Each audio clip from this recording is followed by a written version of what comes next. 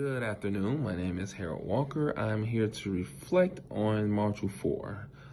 They talked about the legal and ethical issues for principals.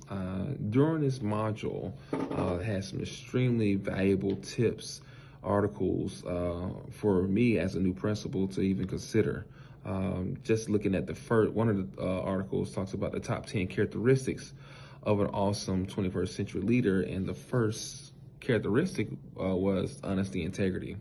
And so as a leader, we think about our values and want to make sure that we exemplify, excellence, as well as, you want to be around people that's going to be honest with you when you're dealing with students' behavior and student confidentiality and those natures. And so even with our district, we have a thing they call, it's H-Pride. And so H-Pride stands for humanization, professionalism, respect, integrity, as well as dignity and empathy. And so exemplifying those characteristics as a leader is extremely important. I know for myself, as a new leader, those are the things that I want my staff members to see me as, and those characteristics itself. The second characteristic under that same article talks about the ability to trust and empower. And so for me, again, empowering those around you are extremely important because, in this job, you can't do it by yourself. And so for myself here at McNair High School, we actually use a thing called a leadership academy, where we have teacher leaders who meets once a month to speak about the roles and responsibilities of assistant principals in leadership roles.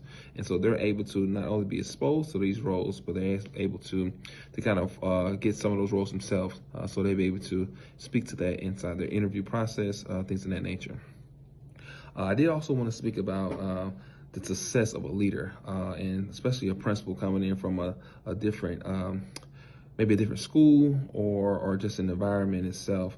And so in reading one of the articles, I saw a leader by the name of Billy Andrews and how he was appointed to Stewart High Secondary School in 1998, where there was an unperforming school, and he had to come in and change some things around, create some systems to ensure that the performance of the school actually had an impact. And for myself, it's very similar. Coming to my school, there was a 55% graduation rate when I walked in here a little bit over a year. And so we had to put systems in place and really be intentional about the graduation rate.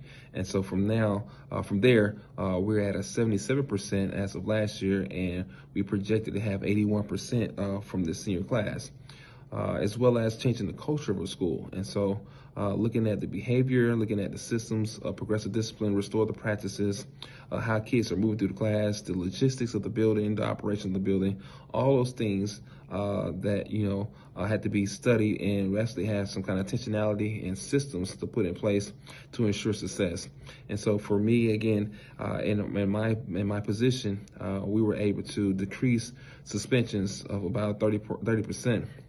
Just putting in a progressive discipline plan, as well as restore the practices and all those other supports that we can use for students before suspending them.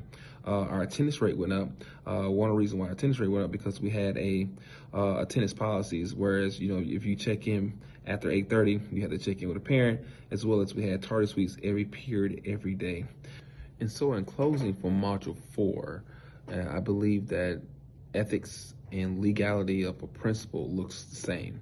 You have to ensure that the compliance legal piece is there. You got to ensure that you're protecting student privacies. You got to foster a culture of fairness, respect, and accountability. And so as a leader, it's not what we're achieving, but it's how we're achieving it. And so as a principal, we always are look to do the right things, always make the right decisions. And so with that being said, Module 4 definitely gave a lot of resources to use when you're in, some binds or some controversy areas and issues to be able to lean on, so to ensure that you do the right decision for the right things and for the right people.